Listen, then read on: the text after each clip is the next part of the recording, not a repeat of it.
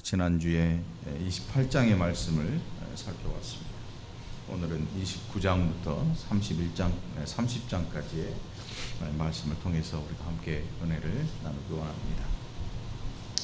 야곱이 에서의 일로 말미암아 도망길에 온 것을 우리가 살펴봤는데, 그 어머니가 그에게 말하기를 외삼촌의 집에 가서 거기에서 신부감을 구하고 거기에 잠시 머물러 있다가 연락이 오면 다시 돌아오라, 이렇게 이야기를 했습니다. 그런데 29장에서 30장까지의 내용을 보면 아주 간결하지만 거기에서 어떤 일이 일어났는지를 낱낱이 기록하고 있는 것을 보게 되는데, 29장에서 야곱이 라헬을 만나게 되고 외삼촌 라반을 만나게 되고, 그리고 거기에서 한 달을 지내는 가운데에 29장 14절에 보니까 라반이 이르되 너는 참으로 내 혈육이로다 하였더라. 야곱이 한 달을 그와 함께 거주하더니 라반이 야곱에게 이르되 내가 비록 내 생질이나 어찌 그저 내 일을 하겠느냐, 내 품삯을 어떻게 할지 내게 말하라. 아마도 야곱이 그 집에 가서 일을 했던 모양이에요. 그래서 라반이 품삯을 얼마나 주면 되겠느냐. 여러분, 사람이 일을 못하면 쫓아낼 생각을 할 텐데 여기서 품삯 이야기를 하는 거 보니까 야곱이 뭔 일을 좀 똘똘하게 똑똑하게 잘 했던가 봐요. 라반이 누구냐 하면 욕심 엄청 많은 사람이에요. 야곱이 잔머리의 대가라면 라반은 그 머리 꼭대기에 앉아 있을 사람이죠. 그래서 둘이 정말 막상막하로 누가 더 약삭 빠르냐, 다른 말로 하면 누가 더 간교하냐, 누가 더 잽싸냐, 이런 경쟁을 할 정도로 굉장히 재빠른 그런 사람들이, 계산에 빠른 사람들, 야곱하고 라반. 그래서 그 야곱에게 내 품삯을 얼마를 주면 좋겠느냐 이렇게 물어볼 때 야곱이 자기의 속마음을 살짝 내보입니다. 내가 외삼촌의 딸 라헬을 사모하는데, 사랑하는데 그 딸을 내게 주시면 내가 삼촌을 위해서 7년을 그냥 무료 봉사하겠습니다. 무료 봉사가 아니고 지참금, 곧 이 딸값을 지불하겠다는 게 7년을 일을 하고, 성경이 뭐라고 기록하냐면 레아는 시력이 안 좋고 라헬은 총기가 있었다, 총명했다. 그러니까 누가 보기에도 좀 레아는 좀 둔해 보이고 라헬은 굉장히 예뻐 보이고 민첩한, 똑똑한 그런 얼굴을 가졌었나 봐요. 18절에 29장 18절을 보면 야곱이 라헬을 더 사랑함으로 대답하되 내가 외삼촌의 작은 딸 라헬을 위하여 외삼촌에게 7년을 섬기겠습니다. 7년간 열심히 일할 테니까 라헬을 나에게 주십시오. 결혼을 하게 해주십시오. 그렇게 해서 7년을 이 라반을 섬깁니다. 그때 야곱의 마음이 어땠냐면 20절 보니까, 29장 20절에 보면 야곱이 라헬을 위하여 7년 동안 라반을 섬겼으나 그를 사랑하는 까닭에 7년을 며칠같이 여겼더라. 라헬을 얼마나 좋아했는지, 여러분 7년이면 결코 짧은 세월이 아니지요. 7년이면요 10년이면 강산이 변하니까 7년이면 강산이 많이 변한 상태. 일하는 것도 사실 뭐 한두 달 월급 없이 뭔가 대가를 안 받고 일하는 것, 뭐 한 해 두 해면 좋을지 모르겠는데, 버틸지 모르겠는데, 뭐 7년을 한 푼도 받지 않고 그냥 먹고 자는 것만으로 만족하고 라헬이라는 한 여인을 위해서 자기 인생 가운데 7년을 투자했으니까, 그런데 며칠같이 여길 정도로 그 일이 즐거웠던 거예요. 여러분의 인생에도 이런 즐거운 일이 있었나요?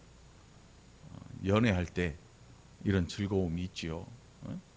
뭐 만나면 또 보고 싶고, 만나고 헤어지면 또 보고 싶고, 집에 들여보내고 전화하고, 전화 끊고 또 집에 가서 또 전화하고, 푹 빠지면 그렇게 돼요.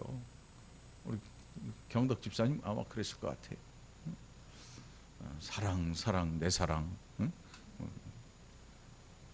이 야곱의 마음이 굉장히 즐거웠어요. 일을 힘들게 하고 7년을 그렇게 살았는데 불과 며칠처럼 여겼다. 이 야곱의 마음이 얼마나 즐거웠는지. 그리고 드디어 7년이 됩니다. 그래서 야곱이 그 라반에게 외삼촌, 내가 7년을 이제 삼촌을 위해 봉사했잖아요. 그러니 이제 나를 라헬과 함께 살 수 있도록, 결혼할 수 있도록 허락해 주시오. 그래서 라반이 좋다 그러면 허락하마. 얼마나 좋아요.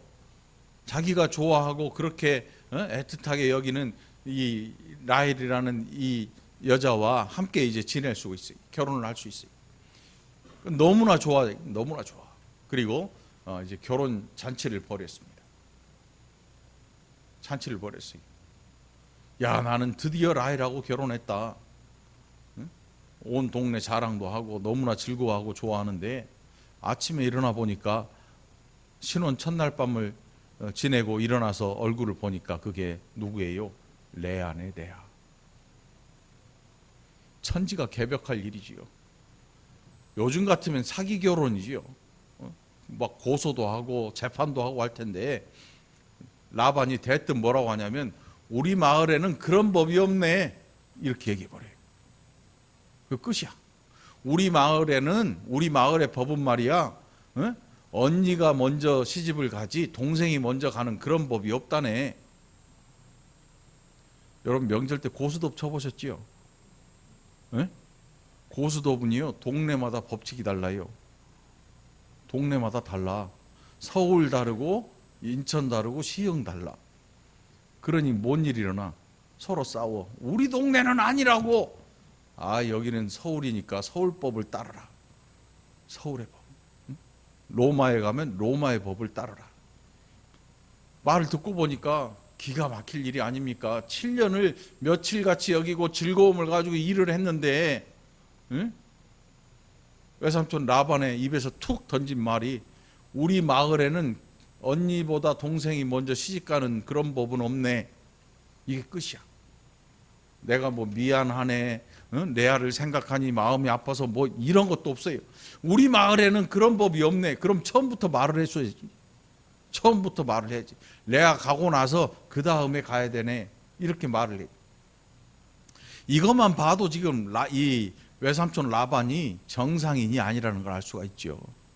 이 정상이 아니야. 얼마나 약삭 빠르고 얼마나 잽싼지 얼마나 계산기를 빨리 두들기는지 야곱조차도 쫓아갈 수가 없어요. 한번 당했어요.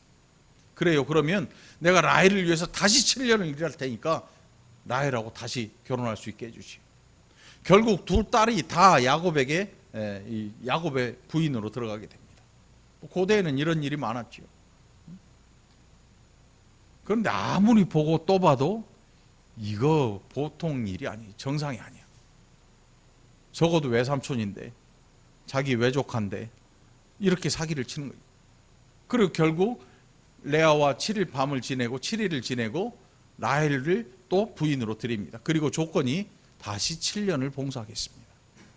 14년이라는 세월을 죽을 힘을 다해서 일을 하고 라반의 재물이 어마어마하게 많아졌습니다. 여러분 직원 잘못 쓰면 회사가 망해요. 우리나라에 보면 옛날에 그 격리, 요즘은 뭐 회계 업무를 따로 맡기는데 격리 직원을 두려면 보증을 서요. 뭐 큰아버지나 작은아버지, 뭐 외삼촌 보증 서달라고 가져오면 보증을 서줘요.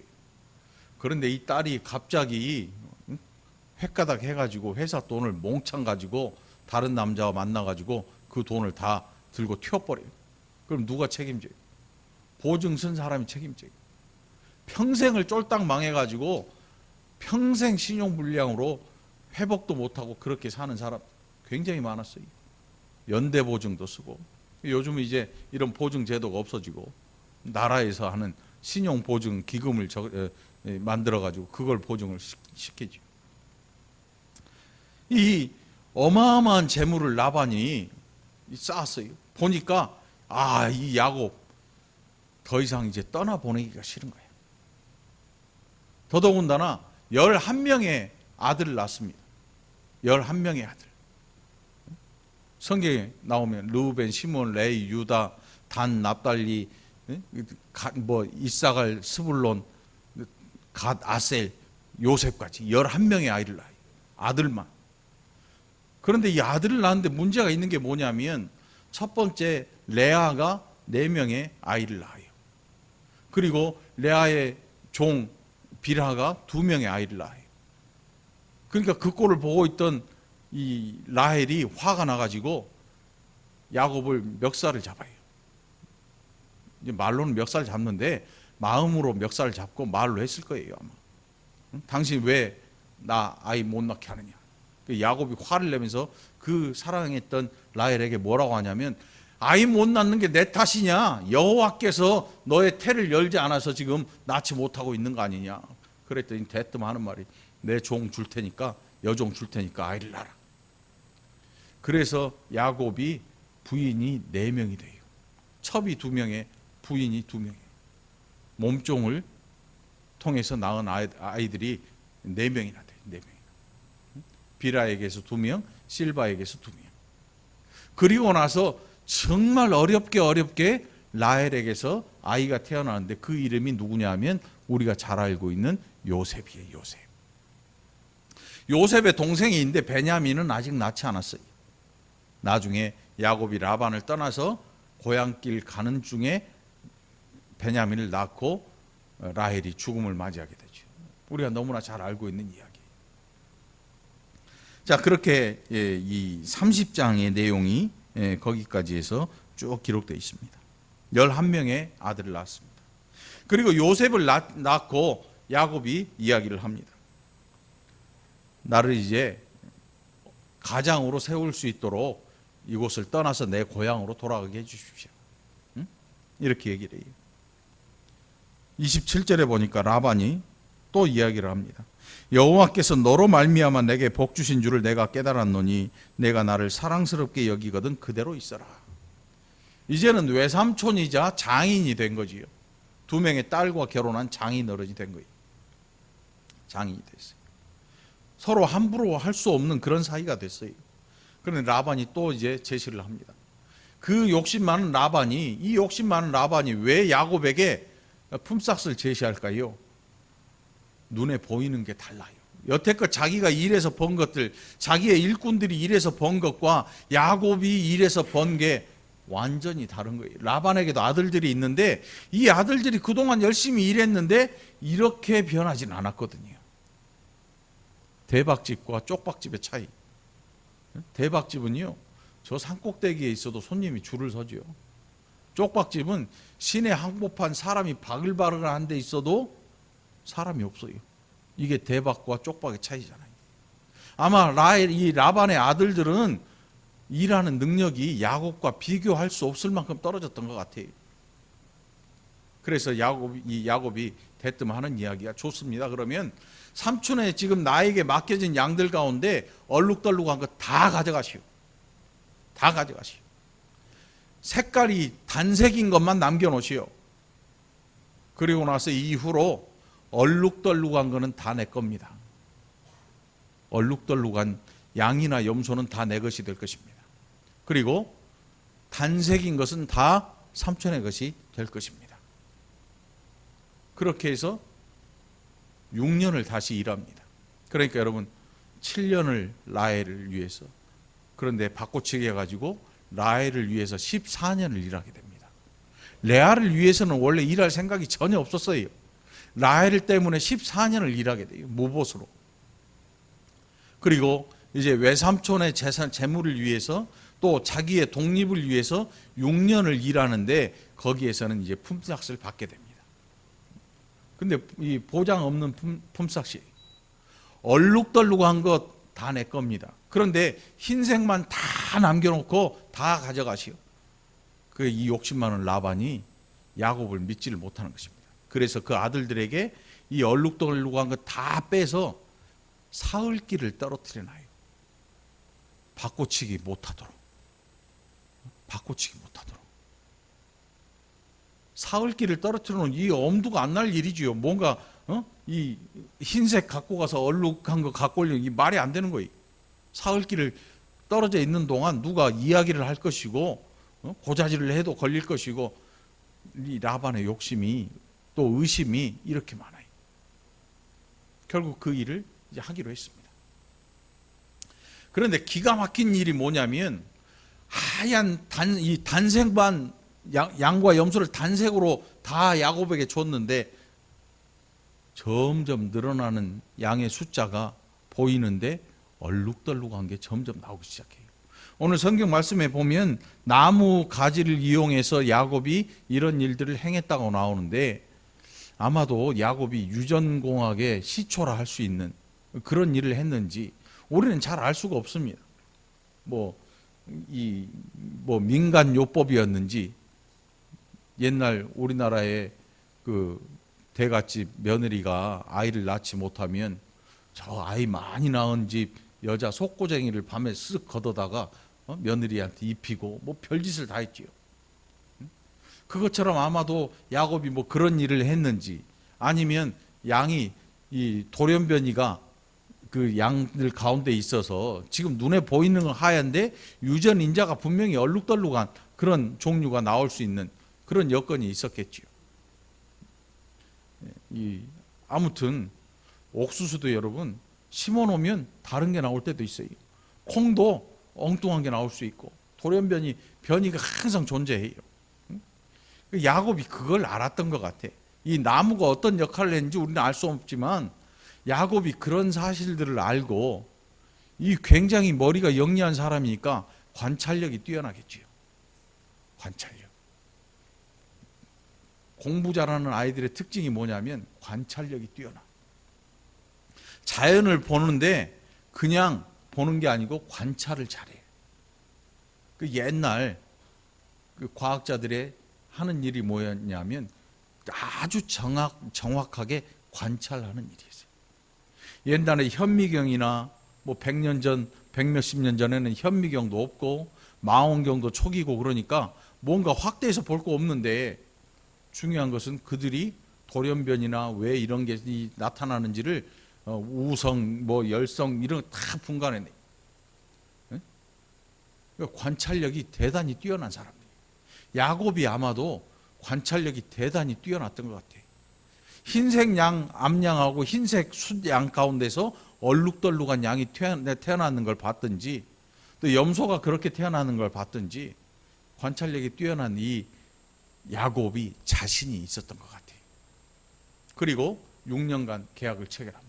좋습니다. 그러면 삼촌을 위해서 내가 6년을 일할 텐데 품삯을 얼룩덜룩한 건 내 거고 순수한 색깔, 단색인 것은 다 삼촌 걸로 합시다. 욕심은 많은데 지식이 없어요. 라반이. 관찰력이 없어요. 그러니까 다 보니까 흰색 다 뺐잖아요. 다 분리시켜요. 얼룩기가 조금이라도 있는 건 안 남기고 다 뺐어요. 그래 해봐라.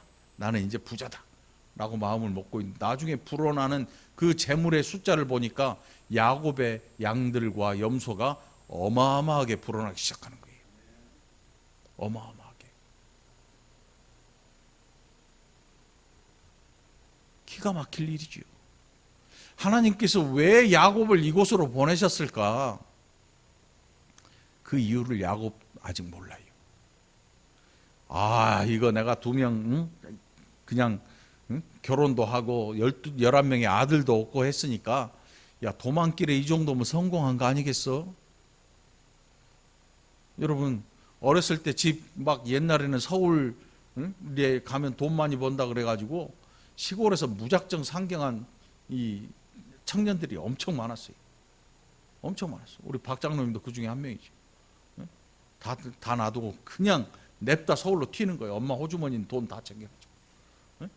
장롱 속에 엄마가 개돈 찾아놓은 거 다 확 해가지고 서울로 무작정 올라오는 거예요. 뭐 장사를 하는 사람도 있고 뭐 하는 사람도 있고 뭐 여러 가지 이유로 숱하게 많지요. 근데 그 중에 뭐 성공한 사람도 있겠지만 뭐 먹고 살만하게 또 사는 사람도 있지요. 그러면서 자신에 대해서 뭐라고 생각할까요?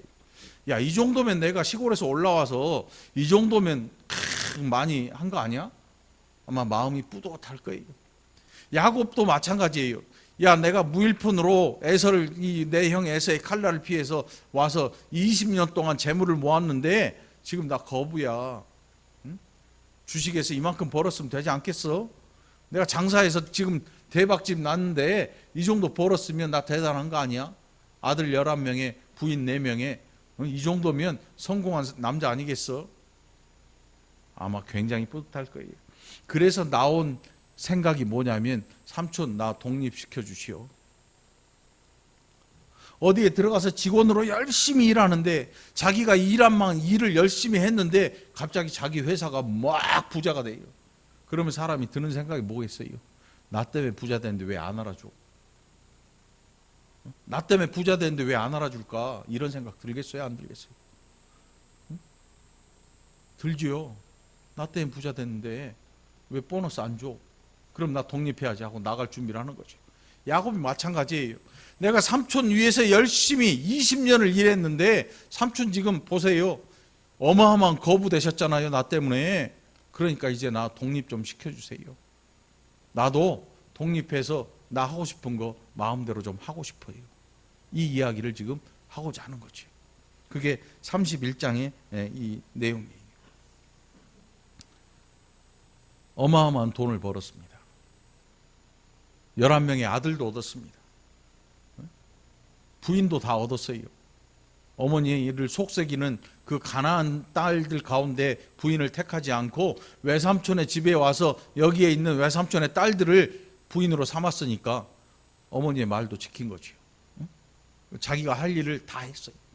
그리고 이제 굉장히 성공한 사람이 된 것입니다. 그런데 우리가 알다시피 야곱은 성공한 사람이 아니에요. 돈 벌었다고 성공했다고 생각하면 큰 오산이야. 하나님 앞에서는 돈이 우선이 아니고 사람이 우선이거든요. 여러분 오늘 하나님의 뜻을 잘 분간하게 되기를 축원합니다. 신앙을 돈으로 계산하는 사람 언젠가 그 돈 때문에 호되게 당할 것입니다. 나는 하나님이 사랑하셔서 돈을 이만큼 주셨어. 야곱이 돈을 어마어마하게 많은 사람이 됐어요. 나중에 에서를 찾아가는 그 대열을 보면 그 액수가 요즘으로 하면요 뭐 수십억, 수백억대 부자가 돼가지고 돌아오는 거예요.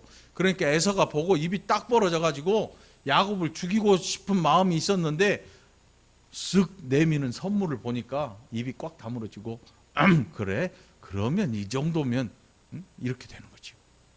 수백억 부자가 돼서 지금 고향 땅으로 향하고 있는 거예요. 그런데 하나님은 그렇게 말씀하지 않았거든요. 하나님의 계획은 어디에 있냐면 야곱이 많은 재물을 가지고 많은 아들들과 그리고 든든한 가정 뭐 여기에서 끝나는 게 아니고 중요한 것은 야곱이 누구냐 하는 것입니다. 아브라함의 하나님, 이삭의 하나님, 그리고 야곱의 하나님이에요. 왜 아브라함의 하나님, 이삭의 하나님, 야곱의 하나님일까? 왜 야곱의 하나님이겠습니까? 이렇게 약삭빠르고 세상적으로 성공하고 했는데 왜 야곱의 하나님으로 불리울까요? 야곱은 이 세상에서 잘 먹고 잘 사는 그게 목적이 아니기 때문에 그래요. 야곱을 통해 하나님께서 하시고자 하는 일은 야곱의 후손들을 통해서 이 민족이 바다의 모래와 같이 하늘의 별과 같이 많은 민족을 이루어서 하나님 나라의 소식을 전파하는 통로가 되는 그 나라를 하나님이 설계하고 계셨다는 거죠. 그래서 야곱의 하나님으로 하나님 자신을 소개하고 있는 거예요. 여러분 오늘 여러분 자신을 통해서 하나님이 하고자 하시는 그 일이 뭘까요? 우리 자신을 통해서 이제 예수 그리스도를 믿고 영접하게 하시고 예수님을 믿고 구원받은 백성으로 이 땅에 살면서 우리로 하나님이 가지신 목적을 알게 하시는데 오늘 야곱을 보면 하나님의 의도하시고 계획하신 그 뜻을 이루어 가도록 하나님이 이끌어 가시는 걸 볼 수 있습니다. 그렇다면 우리를 통해서도 하나님이 가지고 계시는 계획이 있습니다. 우리를 통해서도. 그 계획이 무엇인지 뭐 세세하게 알 수는 없지만 결국 하나님께서는 우리를 통해서 하나님의 영광을 나타내시기를 계획하고 계시는 것입니다. 나를 통해서. 그렇다면 그 영광은 어떤 것으로 표현이 될까? 이제 여기에 우리의 삶에 중요한 문제가 달려 있는 것입니다. 어떤 사람은 승리하는 것, 많이 가지는 것, 높이 올라가는 것, 뭐 이런 것들에 대해서 이야기합니다. 많은 분들이 이걸 목적으로 합니다. 왜요? 없는 것보다 있는 게 낫고, 그러니까 하나님 차라리 많이 있는 게 낫지 않겠어요? 내가 많이 가져서 하나님 앞에 많은 영광을 돌리게 해주십시오. 이렇게 얘기를 할 수 있습니다. 그런데 신약 성경이 우리의 그런 생각들을 여지없이 꺾어버립니다.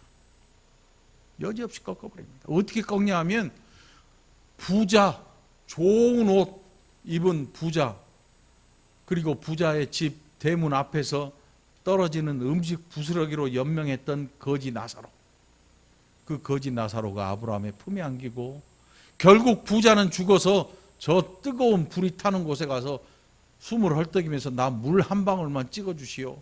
그리고 저 거지 나사로를 살려서 다시 보내가지고 내 자식들과 내 이 후손들에게 여기에 오지 말라고, 나처럼 살지 말라고 이야기 좀 하게 해주시오. 안 되는 이야기지. 아브라함이 그렇게 얘기해. 소용없어 얘야. 그렇게 안 돼. 미안하지만 너의 자리는 거기고 이 땅에서 하나님을 사모하는 마음을 가지고 살았던 나사로의 자리는 여기야, 내 품이야. 오늘 예수 그리스도 이후에 우리에게 주어지는 삶의 무게, 어느 쪽에 과연 더 무게가 실릴까요? 저는 생각해 볼 때 잘 사는 것, 아주 못 사는 것, 그 어느 것도 아니라고 생각을 합니다. 잘 살면 잘 사는 대로 하나님 앞에 영광을 돌릴 수 있습니다. 못 살면 못 사는 대로 하나님 앞에 영광을 돌릴 수 있습니다. 그런데 우리의 삶의 모습은 그렇게 나타나지 않습니다. 그게 우리의 믿음의 내용이죠. 어떤 사람은 잘 살게 되면서부터 하나님을 멀리하기 시작합니다. 그렇다면 못 살기 시작한 사람은 어떨까요? 하나님 앞에 영광을 돌리겠습니까? 아니에요. 어떤 사람은 부끄럽고 창피해서 예수를 떠나버린 사람도 있고, 너무나 많이 가지게 돼서 하나님이 필요 없게 된 사람도 대단히 많이 있습니다. 중요한 것은 우리가 잘 살게 되든 못 살게 되든 예수 그리스도를 떠나지 않는 일입니다. 그것이야말로 우리가 하나님 앞에 영광을 돌리고 살아가는 일인 것입니다. 어떤 사람은 예수를 믿으세요 그러면 아유 조금만 더 내가 좀 형편이 나아지면 그때야 예수를 믿겠습니다, 이렇게 얘기를 합니다. 그러면 내가 많은 걸 하나님께 드리고요, 많은 영광을 내가 돌릴 수 있는 그런 사람이 될 때 내가 하나님 앞에 나가겠습니다. 우리 인생은요, 우리가 살고 있는 지금 이때부터 단 1초 앞도 알 수 없는 것이 우리의 약함입니다. 우리의 약함이에요. 5분 뒤의 일은 기억할 수 있지요. 지나온 일은 돌아보면 아이고 죽을 뻔했네, 이런 경우 있어요. 지나왔는데 버스가 뒤에서 와장창 하면서 깨지는 거예요. 횡단보도 금방 건너오자마자 와장창 하면서 깨지는 거예요. 어떤 사람은요, 분식점에서 밥 먹고 앉아있는데 차가 밀고 들어온 사람도 있더라고요. 미용실에 앉아서 빨리 이제 오늘 이쁘게 잔치자리 하고 가지 빠마를 말고 있는데 승용차가 미용실 안으로 돌진해 버린 사람도 있어요. 잔치자리 못 가지요. 난리 법석이 났는데. 우리가 살고 있는 인생의 1초, 단 1초 앞도 우리는 알 수가 없습니다. 이게 우리의 인생의 연약함이거든요. 우리는 우리의 인생의 무게를 어디에 많이 실어둘 것인가? 잘 사는 곳에, 아니면 못 살아도 내가 하나님 앞에 영광을 돌리겠다 막 맘먹고 막 누가 하듯이 막 할 수 있다, 이런 찬양으로 한번 이걸 이겨내 볼 수 있을까? 천만의 말씀입니다. 야곱도 자기의 인생의 무게를 어디에 뒀냐면 많이 가지는 것과 든든한 가정을 이루는 것에 아주 큰 무게를 뒀습니다. 그래서 지금 라반 앞에서 큰 소리를 칠 수 있는 것입니다. 우리는 세상에 대해서 큰 소리 칠 때가 얼마나 많습니까? 야! 할 테면 해봐. 나 누구야? 내가 이 정도야 라고 소리칠 때가 있습니다. 야곱이 그렇게 소리를 쳤습니다. 나중에 하나님이 그걸 꺾어버리시는데 아주 꺾어버리십니다. 확 꺾어버리십니다. 이게 내 인생의 무게는 여기에 있는 게 아니었구나. 내 인생의 무게가 여기에 있으면 큰일 나겠구나. 그러면 우리는 인생의 무게를 어디다 둬야 될까? 오늘 하나님 앞에 두게 되기를 축원합니다. 잘 살든지 못 살든지 우리의 인생의 목적이 우리의 인생의 마지막이 하나님께 있는 사람은 잘 살거나 못 살거나 하나님 앞에 영광을 돌리게 될 것입니다.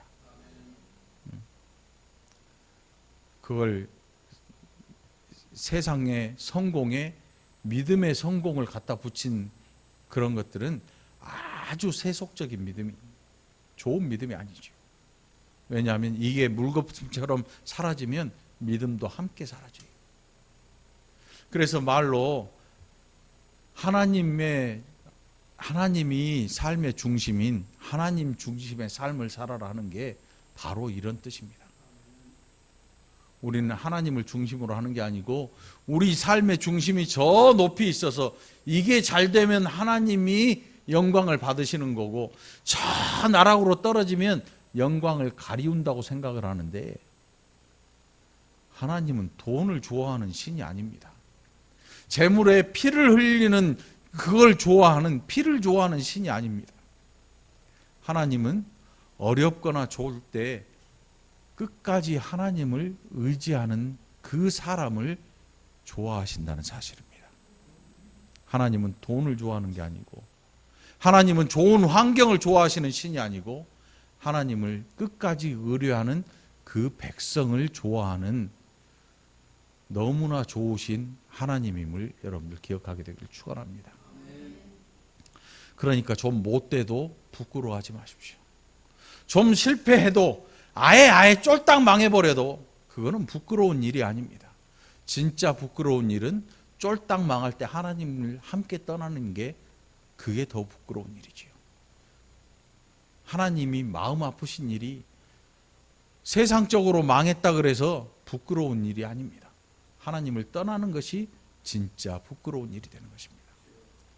세상적으로 성공해서 이제 더 이상 남을 의지하지 않아도 된다 이렇게 생각할지 모릅니다. 그러나 하나님이 야곱을 꺾으시는 그 내용을 살펴보면 아뿔싸 내가 이렇게 살면 안 되겠구나. 내 눈앞에 있는 이 물질이 바람에 불면 훅 날아가는 왕겨처럼 언젠가 날아가 버릴 수 있는 이거 의지할 게 못 되는구나 하는 걸 깨닫고 높은 자리에 있을 때에도 하나님을 열심히 섬기고 올바로 의지하는 그 믿음 갖게 되기를 간절히 축원합니다. 그렇게 되면 사람에 대해 겸손해질 수 있습니다. 하나님 앞에서 납작 엎드려 있는 우리 자신이 얼마나 겸손해져야 될지를 바로 깨달아 알게 될 것입니다. 여러분 오늘 본문의 말씀을 통해서 오늘 약삭빠른 야곱이 되려고 작정하지 마십시오. 어떤 분들은 야곱의 부자됨을 자랑합니다. 당신에게도 야곱의 복이 있게 되기를 축원합니다. 그러면 막 사람들이 난리가 납니다. 주여 할렐루야. 너는 담장 너머로 뻗은 나무 야곱의 축복 막 그런데 축복 하는데 죄송하게도 거기에 보면 은근히 물질의 축복이 싹 들어가 있습니다. 물질의 축복을 구하지 말고 하나님 앞에 구하십시오. 하나님 내가 땀 흘려 일한 만큼 내가 누리게 하여 주옵소서. 하나님 대박나게 하옵소서. 이런 기도 말고 하나님 내가 수고하고 땀 흘린 만큼 그만큼의 대가만 내게 있게 하옵소서. 이러면요 세상에서 그렇게 나고자가 안 됩니다. 세상에는 땀 흘려 수고한 만큼 먹지 못하는 사람들이 수두룩합니다. 여러분 수두룩해요. 저는 제일 속상할 때가 뭐냐면 내가 내 인생 투자해서 키우는 자식들이 어딘가에 가서 돈 9천 몇백 원에 자기 인생을 팔고 있는 그 시간, 나는 그게 너무나 아까워. 근데 애들은 잘 이해를 못해. 아빠, 그럼 용돈 줄 거야? 못 주지. 내가 시급 10,000원을 어떻게 주나? 그런데 그 인생이 얼마나 아까워. 그 젊은 날 그 아까운 시간, 응? 거기에 투자하고 말이지. 어떤 땐 떼이기도 하고, 어떤 땐 막 갑질도 당하고. 응? 분명한 목표가 있어서 나는 여기에서 일하면서 뭐 어떤 일을 해나가야겠다 하면 그거는 괜찮지. 단순히 돈만을 위해 일한다면 그 일은 당장 때려치는 게 낫죠. 왜냐하면 내 인생의 한 시간은 돈 10,000원과 바꿀 수 있는 그런 시간이 아니거든. 야곱의 20년은 하나님께서 일부러 갖다 넣어두신 시간이에요. 어떤 때 우리의 인생의 20년도 거의 야곱과 같이 들어있을 수 있어요. 왜요? 하나님께서 그래, 너 한번 하고 싶은 대로 한번 해보자. 그래, 나랑 한번 해볼래? 이렇게 걷어붙이시고 하나님께서 기다리고 계실 수 있는 거예요. 네? 여러분, 오늘 야곱 같은 마음을 가졌다면 오늘 본문을 통해서 그 마음을 내려놓게 되기를 축원합니다. 다시 한번 우리의 믿음을 돌아보게 되기를 바랍니다. 오늘 설교 제목이 뭔가요? 그러고 보니까 생각나는 노래가 있잖아요. 타향살이 몇 해던가? 응? 손꼽아 헤어보니 집 떠난 지온 20년. 그런데 이건 피난길에 오른 우리나라 6.25 때 피난길 와가지고 저 부산 영도다리 밑에서 생선 매일 펴놓고 여기 물러져가는 생선 팔던 그분들, 아니면 지게로 죽을 고생하면서 지내면서 이제 삶이 좀 나아지는 그때 타향살이 몇 해던가 뭐 어머니 부모님을 그리면서 불렀던 그런 노래잖아요. 야곱의 마음도 뭐 그런 생각이 있었을 것 같아요. 태양살이 20년 지나고 보니까 이제 엄마 보고 싶은 거지. 리브가 이미 돌아가셨어. 없어. 인생이란 게 승승장구했다고 해서 완성되는 게 아니에요. 완성되는 게 아니야. 또 사람의 욕심이라는 게 끝이 없기 때문에 밑 빠진 독에 물 붓기야. 정확한 증거 수두룩합니다. 대기업의 그 총수들 하는 일 보세요. 우리 생각에는 야, 그만큼 있으면 그만해도 되지 않냐? 이런 생각을 하는 사람들이 있는데 당신도 마찬가지야. 한번 벌고 한번 가져봐. 놓지 않으려고 더 많이 필요한 거예요. 더 많이 필요한 거예요. 하나님의 백성들은 그렇게 살면 안 되는 거죠. 하나님의 백성들은 하나님 지금 족합니다. 따라 하자 그러면 못할걸요? 하나님 지금이 족합니다. 안 하잖아. 안 하잖아. 왜요? 아니 빚은 갚아야지. 카드 빚은 갚아야 되고 은행 대출도 갚아야 되고. 머릿속으로 우리 자신들만의 계산이 다 있어요. 인생의 계획이 다 있습니다. 그래서 섣불리 대답 못해요. 그런데 여러분 지금 해보십시오. 하나님, 몇 명 안 하잖아. 하나님 지금이 족합니다. 빚이 있든 저 밑에 있든 지금 족합니다. 뭘로요? 가진 것으로 만족합니다. 뭐 때문에요? 하나님 때문에요. 예수님 때문에 지금 것으로 지금 있는 이 상태로 나는 만족합니다. 예수로 만족합니다. 돈이야 많거나 적거나 빚이야 갚거나 말거나 그건 이 땅에서 일이고 나는 이미 하나님 나라를 상속받은 자가 되었습니다. 여러분의 인생에 이 즐거움이 회복되기를 축원합니다.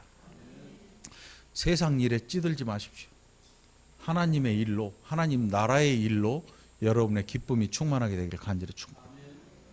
어떤 분들은 기도원 가서 막 산에 가서 소나무 뿌리를 뽑아버리고 막 기도를 하다 보니까 하나님이 기쁨을 주시고, 그 기도원 강사에 막 설교를 듣다 보니까 뭔가 나도 할 수 있는 거 으쌰으쌰 해보자 막 교회 갑자기 안 나오던 사람이 새벽에 나와가지고 막 잠도 안 자고 철야기도도 하고 막 금식도 하고, 그거 하지 말고, 그런 거 하지 말고. 그거 하면 옆 사람들이 다 놀래 자빠져요. 저 인간 왜 저러나 저거. 세상 이야기, 그런 이야기 있잖아요. 저 인간 왜 저러나. 안 하던 일 하면 큰일 나는 거야. 그렇게 살지 말고 오늘 하나님 앞에서 하나님 내 기쁨, 하나님 나라에 있게 하옵소서, 이렇게 기도하기를 축원합니다. 그래서 그 기쁨을 가지면 세상 일로 인한 슬픔과 기쁨이 이걸 빼앗지 못해요. 그걸 이미 예수님 말씀하셨지요. 너희의 보물을 하늘에 쌓아두라. 그러면 거기에는 녹쓰는 일도 없고 강도가 와서 빼앗아가는 일도 없다. 이걸 잘못 오해하니까 교회에 헌금 많이 하고 헌신하고 봉사하면 그게 천국에 쌓인다고 생각하잖아요. 아니야. 이 세상 돈은 이 세상에 있을 뿐이에요. 이걸 교회에다 헌금한다고 해서 하늘에 쌓이는 거 아니에요. 그럼 돈 많은 사람 다 천국 가게요? 아니에요. 이 땅에 있는 돈은 동록이 해야 하는 거고, 저 하늘에 있는 우리의 온 마음이 다 들어있는 저 하늘에 속한 거기는 우리가 우리의 마음의 즐거움이 항상 그 나라에 있어서 녹쓰는 게 아니잖아. 마음을 누가 빼앗아? 못 빼앗아. 강도가 와서 칼을 디밀고 받아갈 수 있는 것은 물질밖에 없어요. 물질밖에 없어. 마음을 빼앗을 수가 없어. 그래서 여러분, 마귀가 가장 노력하는 게 뭔지 아십니까? 마음을 빼앗으려고 노력하는 거예요. 여기에 넘어가면 안 돼요. 마귀가 가장 간교하게 달려드는 게 뭐냐면 우리의 마음을 빼앗으려고, 어디에 있는 하나님 나라에 놔둔 우리의 마음을 어떻게 해서든지 세상 마음으로 돌려놓으려는 시도를 수도 없이 하는 것입니다. 마귀의 유혹. 그것이 이 세상에 우리의 마음이 저 하늘에 가 있지 못하도록 끌어내리는 것입니다. 속지 마시기 바랍니다. 이 세상의 것은 저 하늘의 것을 당할 수가 없습니다. 비교할 수도 없고 바꿀 수도 없는 것입니다. 그 기쁨이 저와 여러분에게 계속되기를 간절히 축원합니다. 기도합시다. 하나님 아버지, 감사합니다. 우리 일생에 때로 많이 가질 때도 있고 너무 없어서 힘들고 눈물 날 때도 있을 것입니다. 그러나 하나님, 우리에게 주신 이 귀한 믿음, 저 천국에 있어서 우리의 마음이 항상 하나님 앞에 있어서 이 세상에서 누리는 기쁨과 눈물이 이 마음을 빼앗지 못하도록 성령으로 늘 충만케 하여 주시옵소서. 그래서 지혜로운 자가 되어서 이 마음을 늘 지키고 이 마음으로 인해서 세상의 어려움과 기쁨에 또 흔들리지 아니하는 귀한 믿음의 백성들이 되게 하여 주시옵소서. 야곱을 통하여서 보여주신 하나님의 귀하신 뜻, 우리의 인생에도 또 나타나게 하셔서 우리로 하나님 앞에 겸손하게 또 은혜를 사모하는 모든 백성들 다 되게 하여 주옵소서. 감사드리옵고 예수님 이름으로 간절히 기도합나이다. 아멘.